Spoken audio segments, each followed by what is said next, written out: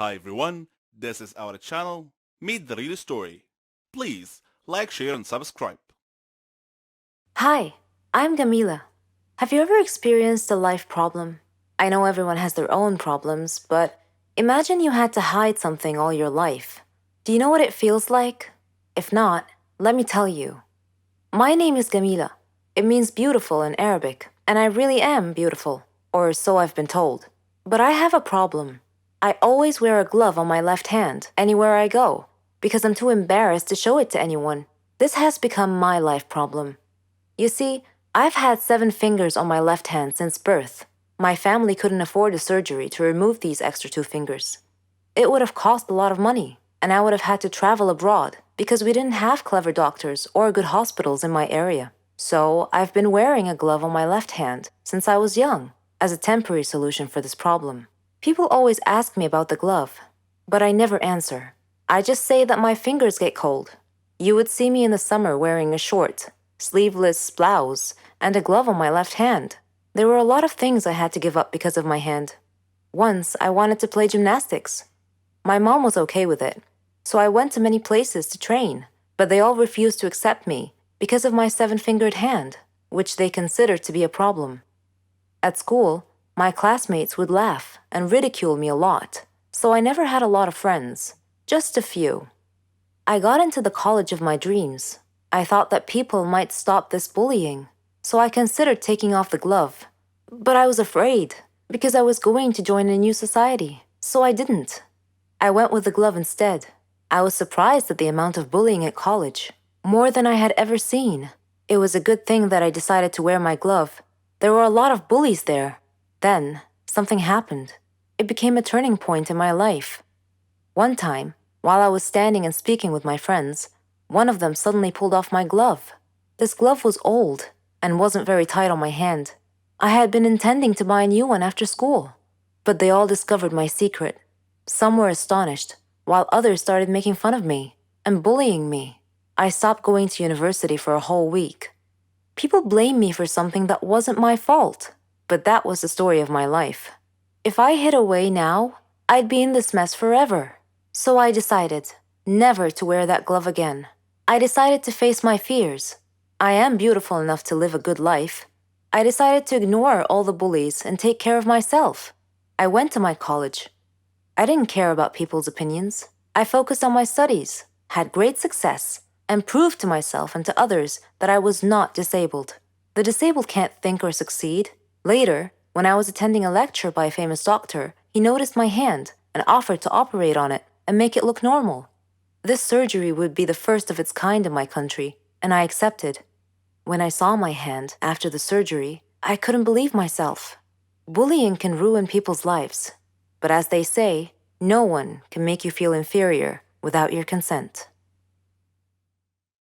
Hello, everyone. I'm Lauren. Did you ever wonder what it would be like to have your life completely destroyed by someone close to you? Ever thought about what you would do then? I didn't have time to think, because that's exactly what happened to me. It all started 2 years ago. I lived a quiet life with my mom and dad and my sister. I loved my family. We were always together. We were happy until that fateful day. My dad got fired from his work, a big company. He had worked there for 20 years. The only money we had then was what he had managed to save over the years. Finding a new job wasn't easy. It was a hard time for all of us, especially my dad. He was becoming desperate. At times, he just sat there, quietly, deep in thought, and I rarely saw him smile since. One late night, we were still up waiting for him when he walked through the door. But something was different. He wasn't walking straight. It was the first time in my life seeing him drunk. I decided to take matters in my own hand. I started job hunting. I was lucky enough to find something suitable at a startup company. The pay was good enough, and the more I worked, the more I earned. I was trying my best to get our life back. I was giving it all I've got. My dad started asking me for money. I was more than happy to give him what he needed. I didn't even ask what it was for. Then he started asking for more. He came late almost every night, and he was never awake in the morning. It seemed like we hadn't talked together for ages. Then, money started disappearing from my purse. I got home from work one night. It had been a long day, and I was really tired. I put my bag in my room, and I went to the kitchen to find something to eat. I made myself a sandwich, then took it back to my room. But when I got to the door, I saw a shadow moving inside. I thought everyone was asleep, so I opened the door slightly and looked inside. I couldn't believe what I saw. My dad was standing over my bag, and my wallet was in his hand. He found no money in it, so he threw it on the bed and started going through my purse. At that moment, my mom came down the stairs. She had my dad's shirt in her hands and a small pack of white powder. I looked at her face. Her eyes were filled with tears. I tried to speak, but found nothing to say. My dad came out of my room. He saw us standing there. Suddenly, everything changed. He tore the shirt and the pack from my mom's hands. He was hysterical. He started breaking things around him. My mom and I were too scared to move, but then my sister came running down the stairs. He pulled her towards him and held a knife to her throat. He threatened to kill her if we didn't give him money. Without a moment's thought, I did what he asked.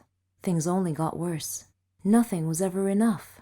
He asked for more and more money, and if I refused, he'd get violent, beating up anyone in his path. I couldn't stand by and watch, so I would just give him what he wanted, until I decided enough was enough. He barged down the stairs one evening and asked for all the money I've got. I told him we had expenses to pay, the rent, school fees, but none of it mattered to him. He asked me again for the money and threatened me if I didn't do what he asked. I refused. He hit me so hard that I crashed my head against the wall and fell to the floor, bleeding. Everything went dark. My mom took me to different hospitals, and I had to do a lot of checkups and tests, but all the doctors said the same thing, that this was it. I was sentenced to live my life in darkness, never to see the light again. Bumping my head against the wall was one of the reasons, but apparently my psychological state played a huge role in my recovery. The doctors suggested that I'd be taken to a psychiatrist. My dad felt sorry for what he had done to me. He quit the drugs and alcohol, tried to be proper, but it was because of him that I was in this state. I didn't know if I could ever find it in myself to forgive him. I was torn inside. He was my dad, but I couldn't forget what had happened. I stopped talking shortly after, and he left, disappearing from our lives. No one knew where he was or what he was doing. A year had passed, and he came home. He sounded good, kind of like how he was before. He's trying to make up for what he had done. But to me, nothing he does makes a difference anymore. I'm still in the dark. That's something I'm gonna have to live with my whole life. I can't change that. What do you think I should do?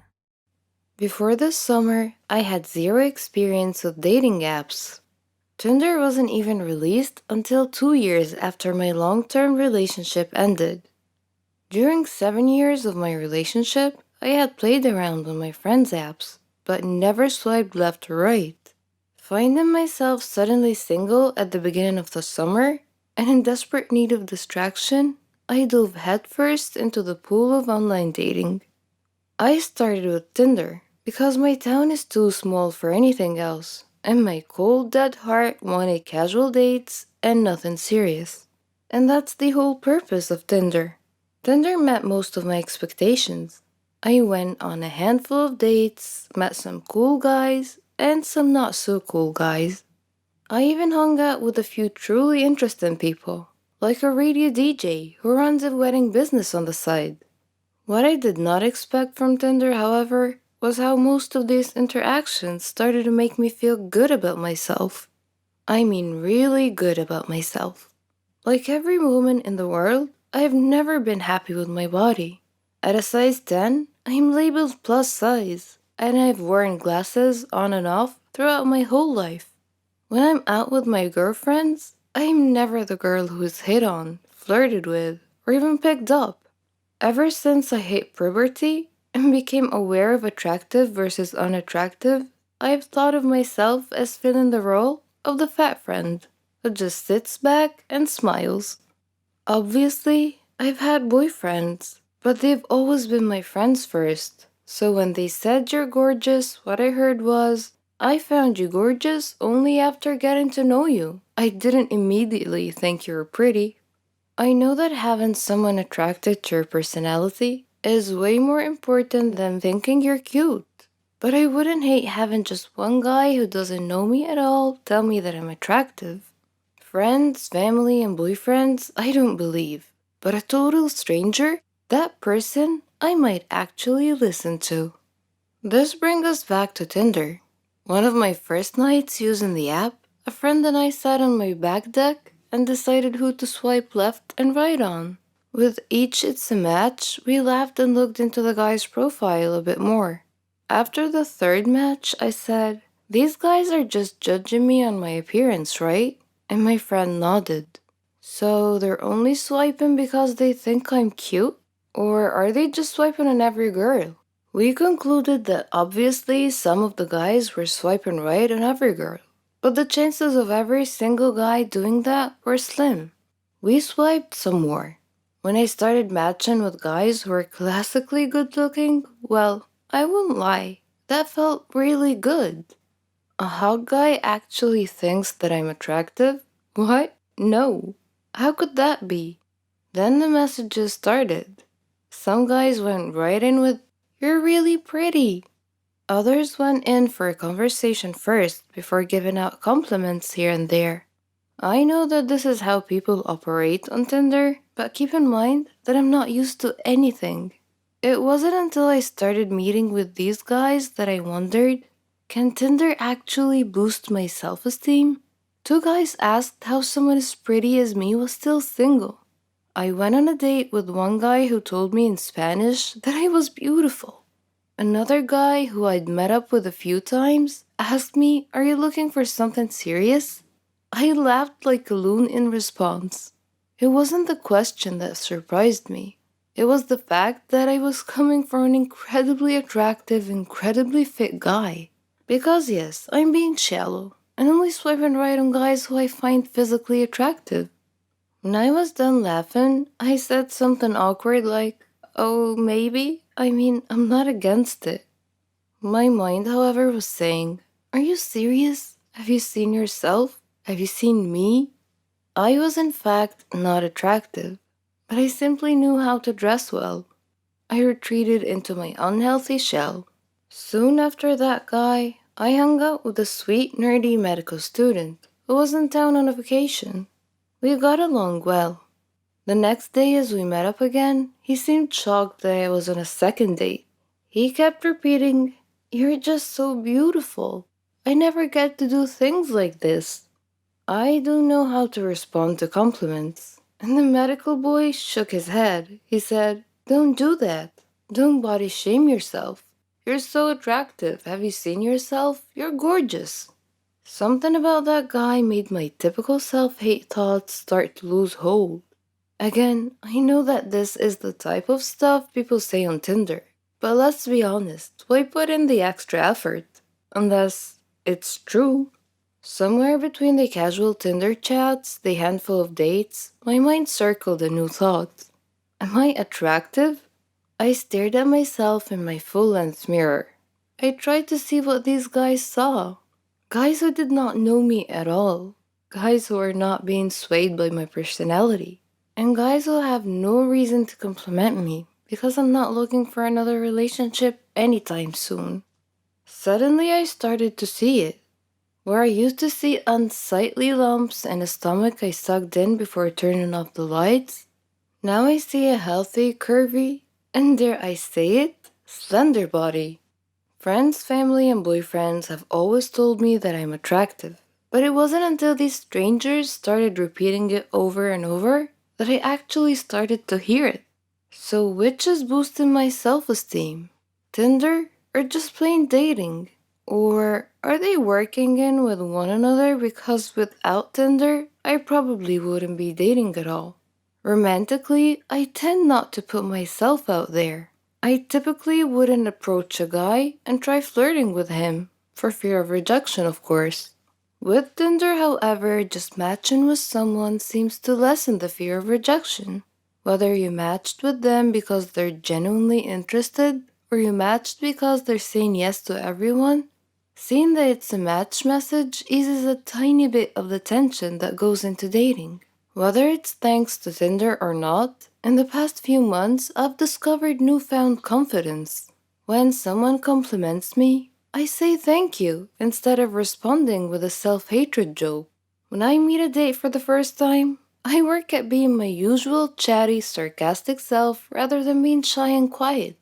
I have flirted with guys and even gave a random musician my number. For once in my life, I feel like I'm someone worth dating, rather than fearing my significant other might be too good for me. Did Tinder give me this confidence boost? Or am I just getting older and wiser? I don't know for sure. But what I do know is that I'm not going to stop online dating anytime soon.